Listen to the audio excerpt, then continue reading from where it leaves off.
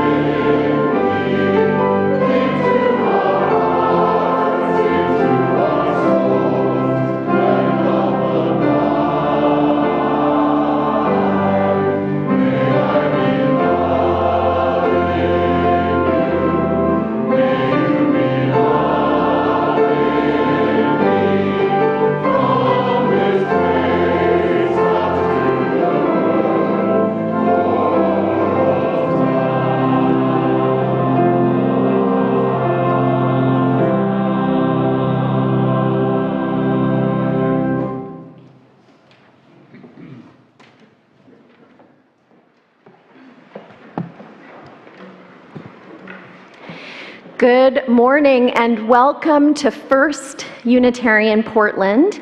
We are a multi-generational community where each one of us is invited to grow in our spiritual lives and to join with one another to grow our capacity to build the beloved community.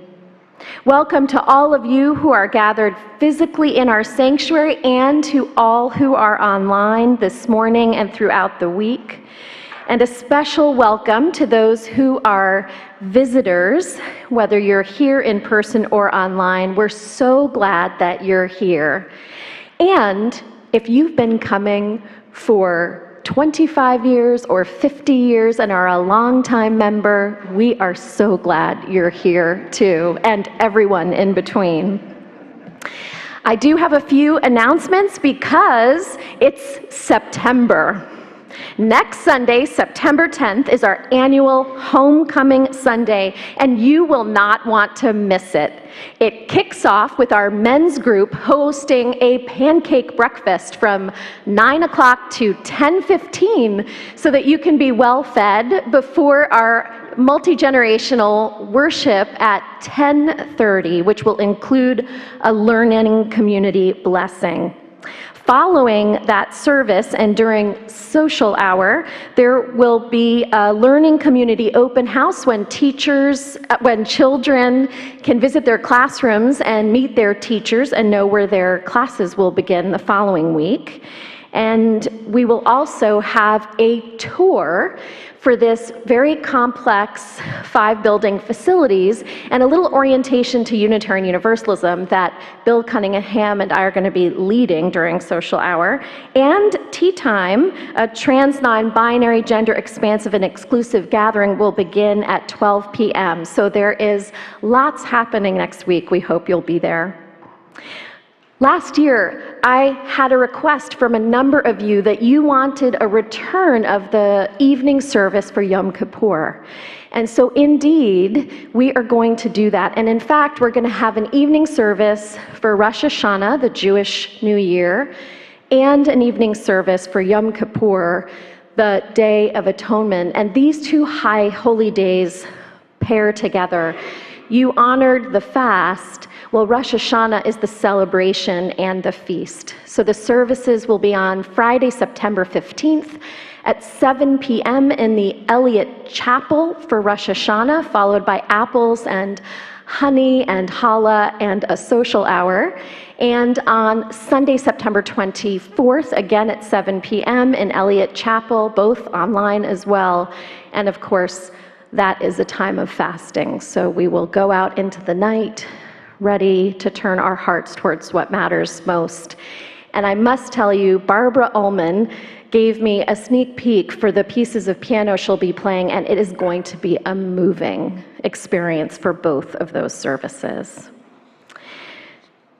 Today, we are delighted to welcome the Reverend Duane Fickeisen. He is Minister Emeritus of the Unitarian Universalists of the Cumberland Valley in Boiling Springs, Pennsylvania, and he has been a member here for a dozen years. He lives, writes, gardens, and cooks in southeast Portland.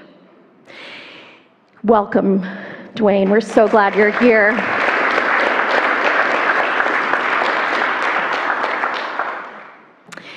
Following the service, you're invited to join in a social hour below the sanctuary in Fuller Hall. Check out the art wall display and the first share table, where congregants are invited to share the bounty from their gardens in this season. Let us turn and greet our neighbors in person and online at this time.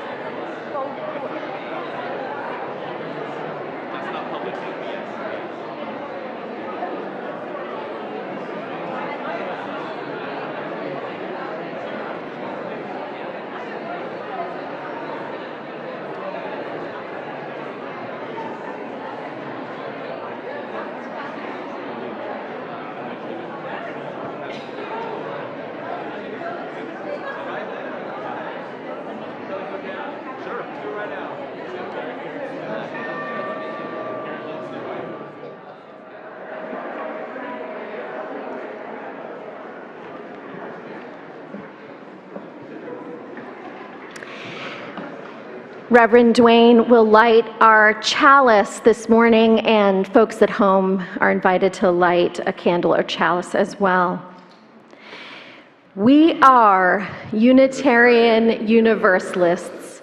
We light this chalice in faith, in hope, and in love.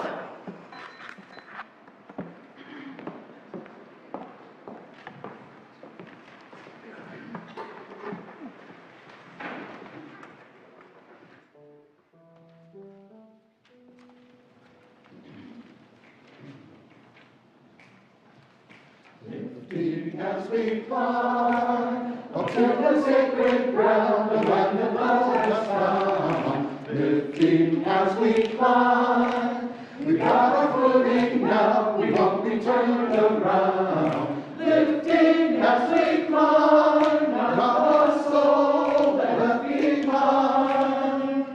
Hands wide, eyes on high, we're lifting as we fly.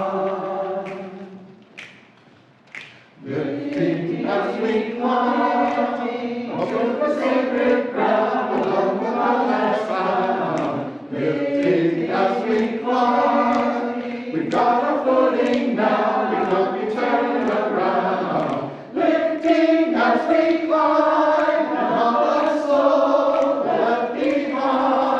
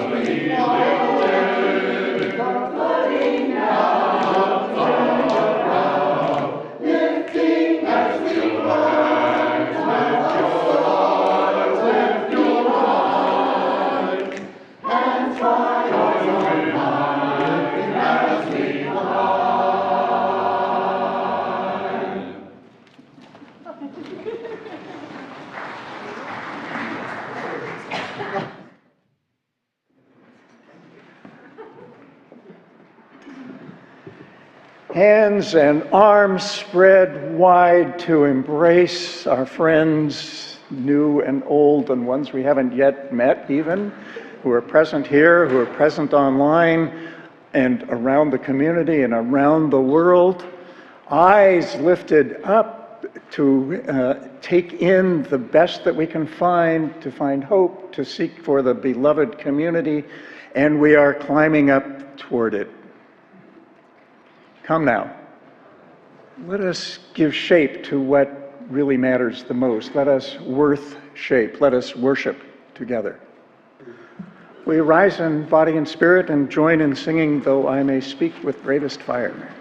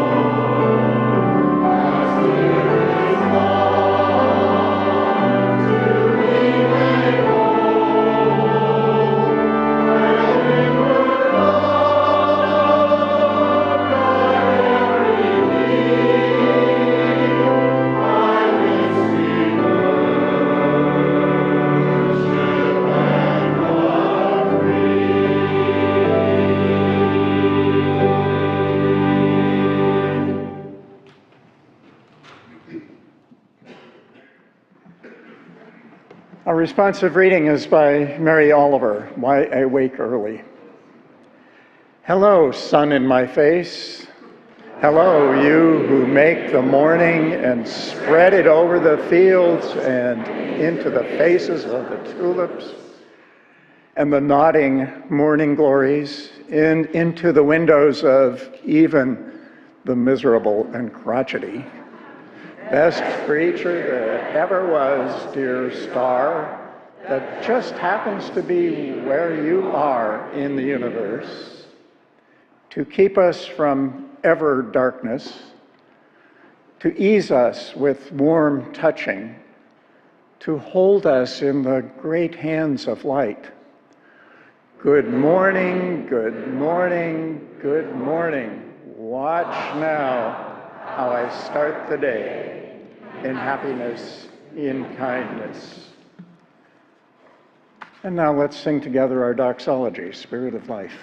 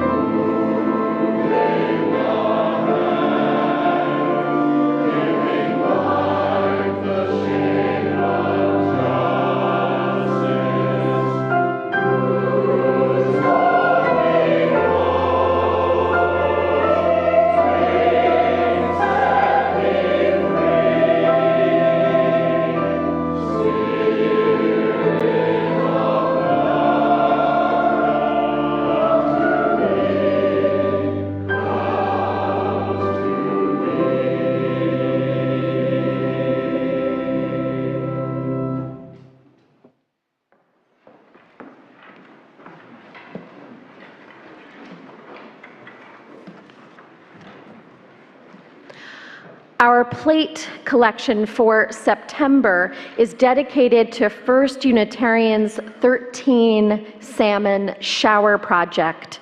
The church has been exploring how to form relationships with our unhoused neighbors while providing essential service and care. Through dedicated volunteers and staff, we are proud to say that this project is well on its way. And I want to name that our neighbors have had experiences of sweeps a number of times in the last couple of weeks due to new policies. And so on a too frequent basis, they are experiencing the loss of the things that are closest to them, of the neighbors that are closest to them, and of their shelter. And so throughout this year, through this project, we will be offering an opportunity for a safe place to receive care, to receive neighbors, and to make a difference. And throughout this time, we'll be learning how exactly we can be of service. If you'd like to donate via check or cash, our ushers will be coming around in just a moment. And if you'd like to give electronically, you can find the QR code on the screen, or you can use the yellow slips in one of the racks in front of you. And if you're on Boxcast, you can also use the Donate Now button. Let us hold our neighbors, some of whom are right here in this room, a part of our congregation, people who have lost their homes, and people just outside in our hearts and through our deeds. May it be so.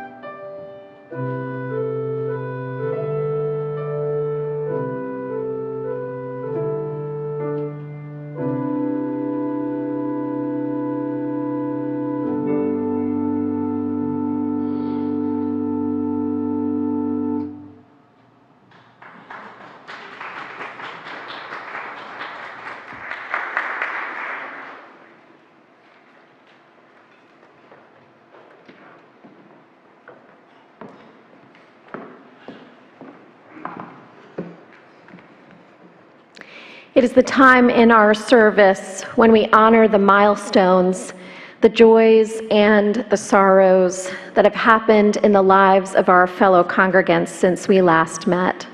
Some we hold space for silently in our hearts, and some we receive to share with you aloud. Today we have two parish concerns to share with you. The first is a loss. Joe Roberts died peacefully on Thursday, August 31st this summer at the age of 99, surrounded by a circle of love, of family, after a stroke in August. He would have turned 100 on September 9th, and there will be a family gathering on that day to tell Joe's stories. For information, you can contact the church office. A more formal memorial service will be held at a later date at Reed College, where Joe taught mathematics for 62 years.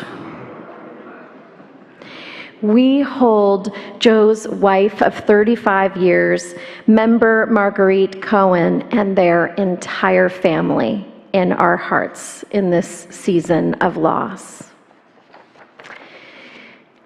And now a healing one to share. We are sending healing prayers to staff member John Rosette, who had surgery on his shoulder this week. May his pain continue to diminish, and may his strength return. John will be out of the office recovering for about 6 weeks, and Bill Cunningham will be subbing for him during that time.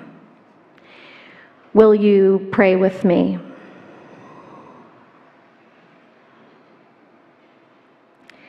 Spirit of life and an abundant love,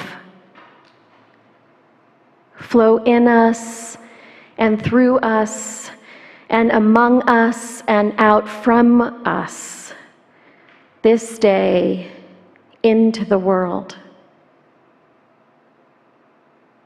May you buoy us up to name, to recognize, to see the disparities of economic injustice. When will we become a society where shelter is a human right, where a quality education is accessible to all,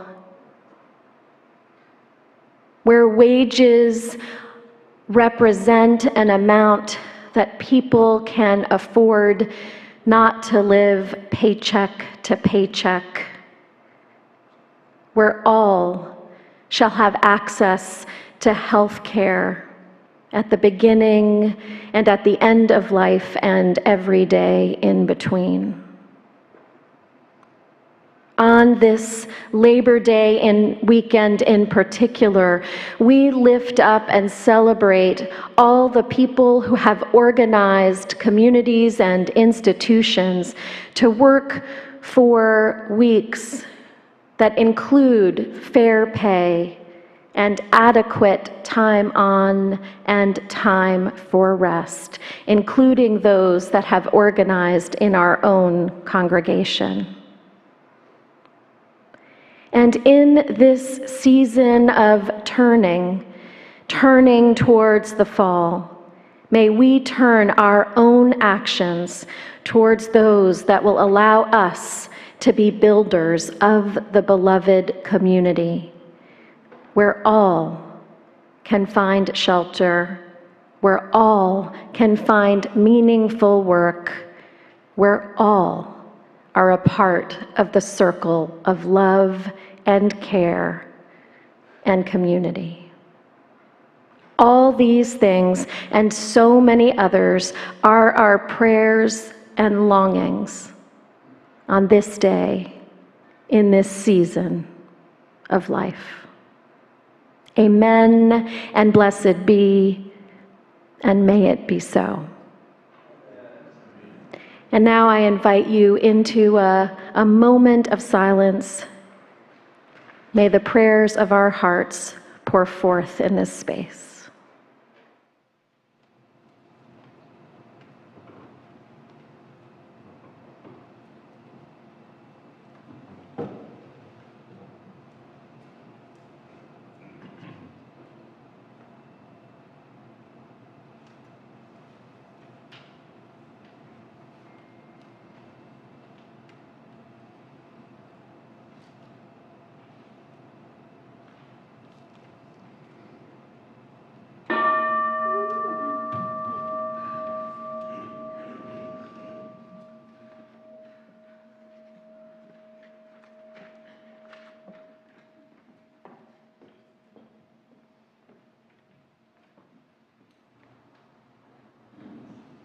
Let's remain seated and do our middle hymn here, Find the Stones.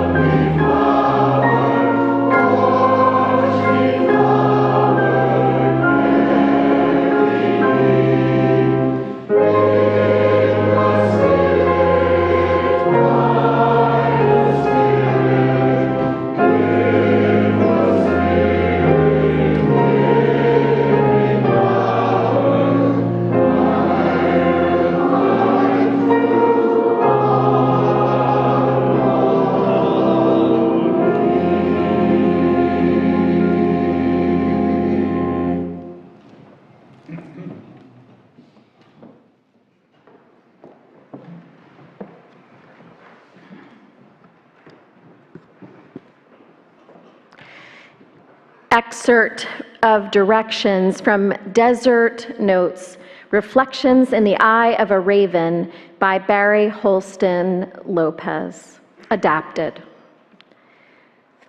I would like to tell you how to get there so that you may see all this for yourself. But first, a warning. You may already have come across a set of detailed instructions, a map with every bush and stone clearly marked, the meandering courses of dry rivers and other geographical features noted, with dotted lines put down to represent the very faintest of trails. Perhaps there were also warnings printed in tiny red letters along the margins about the lack of water, the strength of the wind, and the swiftness of the rattlesnakes. Your confidence in these finely etched maps is understandable, for at first glance they seem excellent, the best one is capable of, but your confidence is misplaced. Throw them out. They are the wrong sort of map. They are too thin. They are not the sort of map that can be followed by one who knows what they are doing. The coyote, even the crow, would regard them with suspicion. There is, I should warn you, doubt about the directions I will give you here, but they are the very best that can be had. They will not be easy to follow. Where it says go left, you must go right sometimes. Read south for north sometimes. It depends a little on where you are coming from, but not entirely. I am saying you will have doubts. If you do the best you can, you will have no trouble.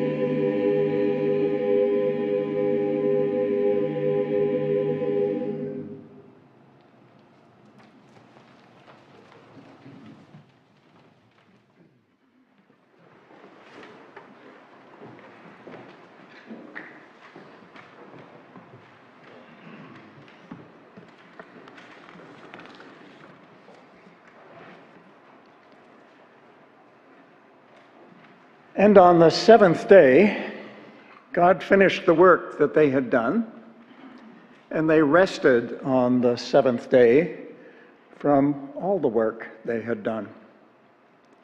Now, I don't know if God had a to-do list and had just finished ticking off the last box, or if, like almost everyone else, their list was limitless, ever expanding like the universe they had just created. But in any case, a day off for rest and renewal seemed to God like a dandy idea. And if it was okay for God, why not for us? Labor Day was conceived as such a day not only to celebrate organized labor and the gains it had made, and by the way, to raise funds to continue the movement, but also a time for respite, a time to hang out with your family and friends, a time to rest from labor, and a time to mark the turning season. It was to be a family event. Bring a blanket, bring a generous picnic basket, bring the kids. The first celebrations involved organized picnics with speechifying, along with exonerations to recognize and celebrate labor, and particularly the labor movement. It was a celebration of the potential of folks who had little individual power joining forces to effect change.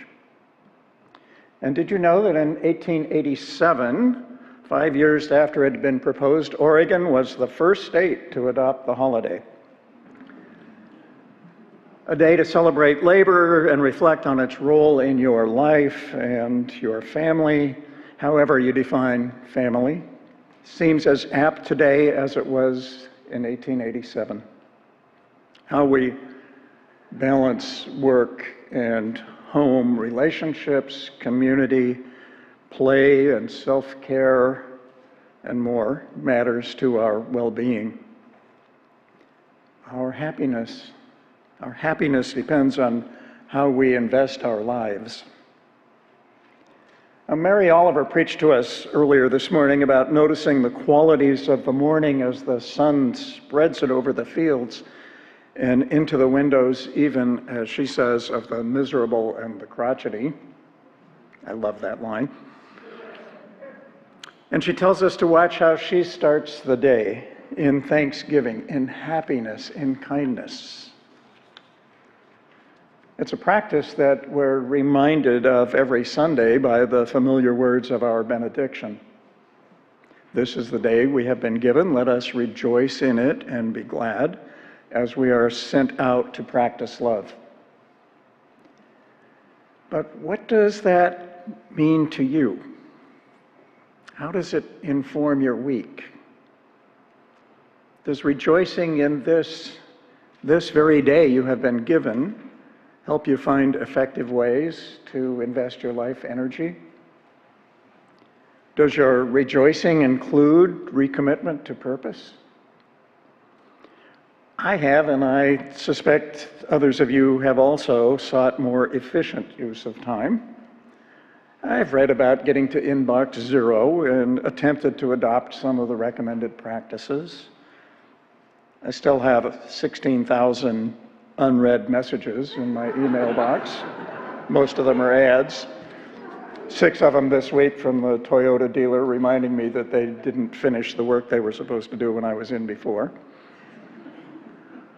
I've installed an app to manage my to-do list, to schedule reminders, and to keep focused on what I plan to accomplish each day.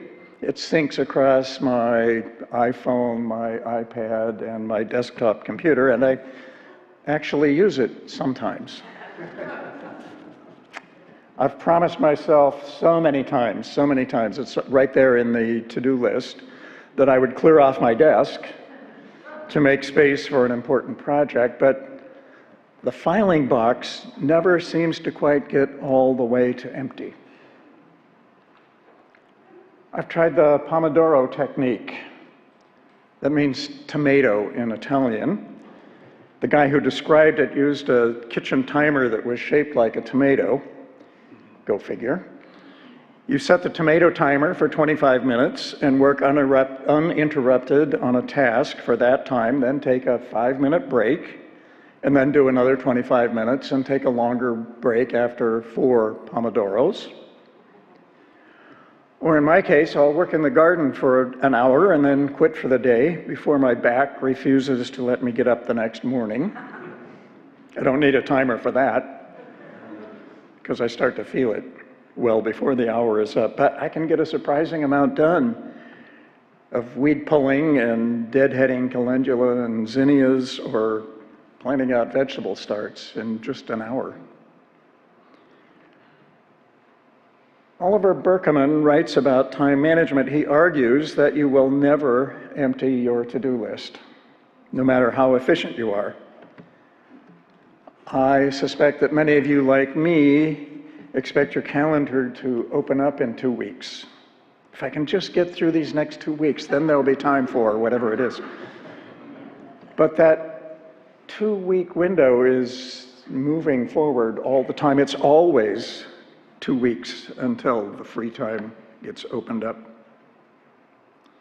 So Berkman says we ought to recognize that we will never get everything done and learn to decide proactively what not to do He writes, "The more you try to manage your time with the goal of achieving a feeling of total control and freedom from the inevitable constraints of being human, the more stressful, empty, and frustrating life gets. But the more you confront the facts of finitude instead and work with them rather than against them, the more productive, meaningful, and joyful life becomes." He advises us to stay with the anxiety of feeling overwhelmed without automatically trying to fit more in. Trying to make yourself more efficient rather than more effective may well be counterproductive. Instead, recognize that you are never going to do it all and focus on the few things that will have the greatest positive consequence.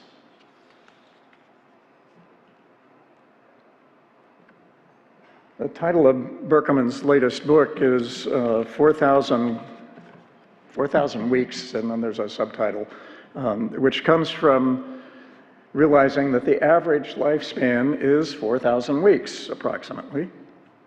If you're over 40, you've already experienced more than half of them. And if, like me, you've been around for 3/4 of a century, perhaps you've got 500, more or less, left. It could be 1 week or even less, or it might be hundreds or even thousands. But Berkeman's point is to consider what matters most to you.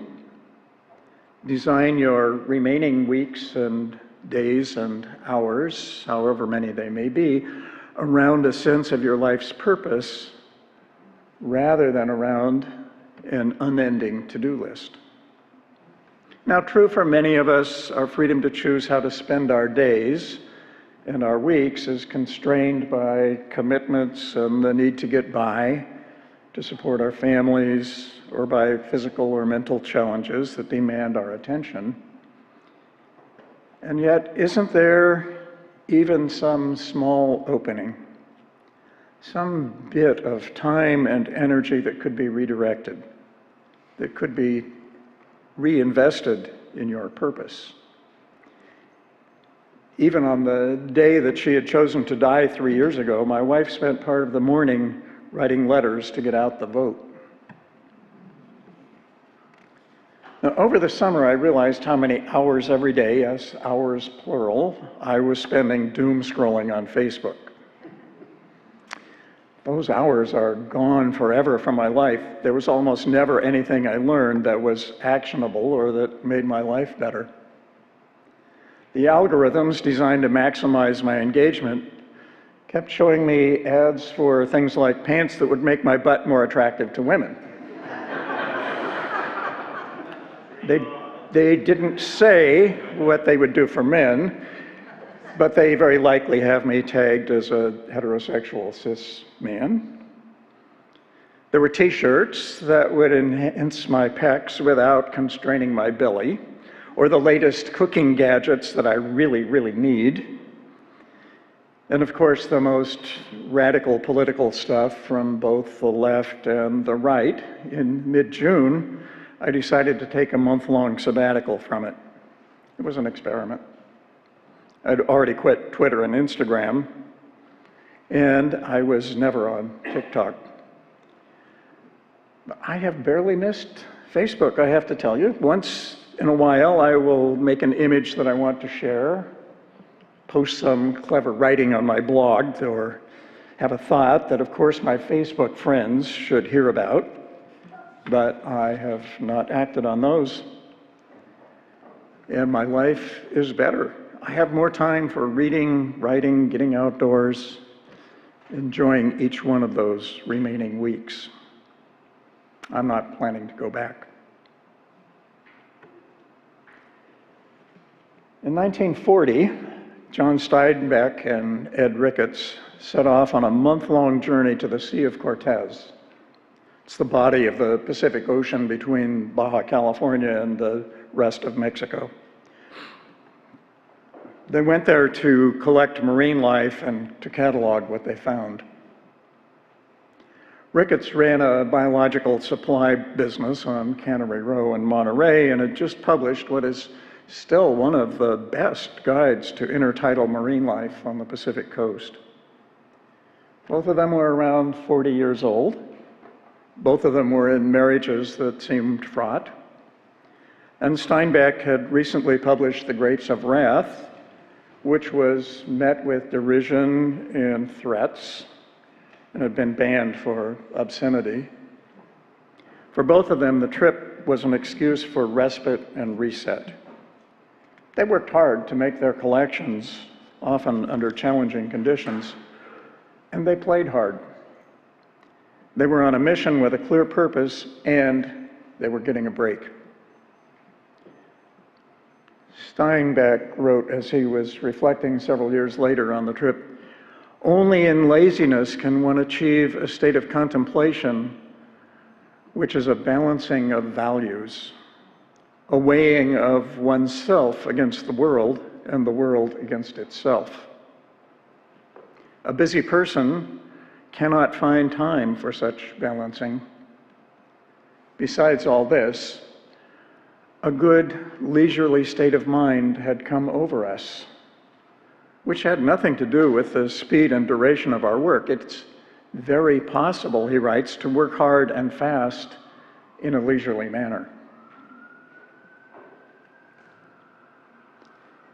In a grief-filled paean to Ricketts in an appendix to the book about the trip, which Steinbeck published shortly after Ricketts' tragic accidental death, he describes Ricketts, it says, sitting his 3 children down when he had almost no money, likely this was during the Great Depression, and saying to them, "We must remember 3 things. I will tell you them in order of their importance. Number 1, and first in importance, we must have as much fun as we can with what we have.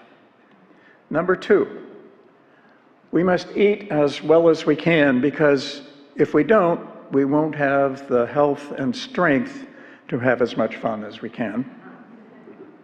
And number 3, and third and last in importance, we must keep the house reasonably in order, wash the dishes and such things, but we will not let that interfere with the others."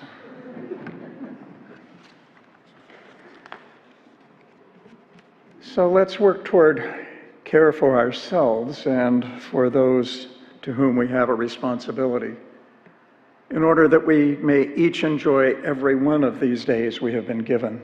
Let's strive for wellness in order to fulfill our purpose and not let work get in the way of enjoyment. Barry Lopez was onto something when he cautioned against trusting even the best map. You have the opportunity and the challenge to find your own purpose and to create your own pathway toward it. You will create your own map step by step. It might go left where mine goes right, or up the hill when mine goes down. You might choose the path marked intermediate while I take the easy or the hard one, and it may turn out that none of those signs was correct. And even if it is the best possible map you can create, remember, it might not make sense to anyone else. So if you have the luxury of a day off tomorrow, grab a picnic basket, bring the kids or gather friends or a furry companion, leave the chores behind, and head out to a park to notice the changing season, to take in the freshly dampened earth, and to play. Wander a bit without a map, without a clear destination. Pay attention, of course, so you won't get lost, but let your path be determined by whim. Make some time for reflection, for renewal, for recommitment to purpose. If you keep a journal, write about it in prose or poetry. If you sketch, make a drawing, make some photographs, sing a familiar song, or make up a new one. And if you can't do it tomorrow, find another time soon. Berkman will have the last words. If you can hold your attention, however briefly or occasionally, on the sheer astonishingness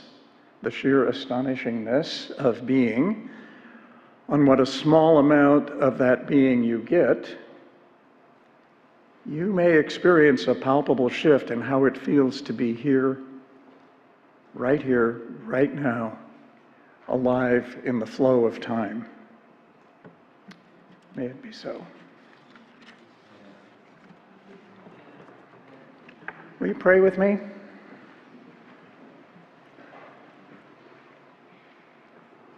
Spirit of life and love, hear now our prayer. As we turn from summer toward the fall season, may we each be clear about our purpose in life. May we recognize the sheer astonishingness of our being. Commit to embracing your call to bring more love to this world, and proactively choose what and who and how we are becoming. May we find recovery, respite, and renewal today and in the days ahead. May we strive toward beloved community in our home, in our gatherings, in our community, and in the world around us. And let there be space to sing thanks and praise for all that is our life and to embrace the gift of life and make each of our days glad. Amen.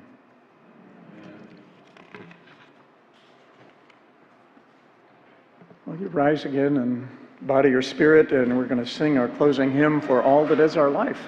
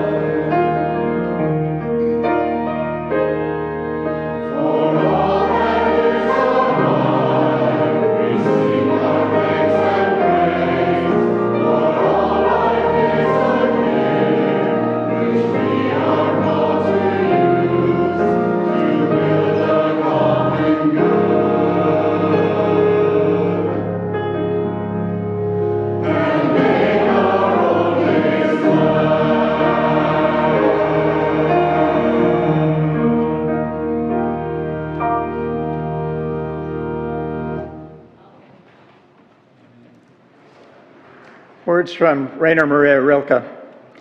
I thank you, deep power that works me ever more lightly in ways I can't make out. The day's labor grows simple now, and like a holy face held in my dark hands. This is the day we have been given. Let us rejoice in it and be glad. Go in peace, practice love, and return again next week for homecoming.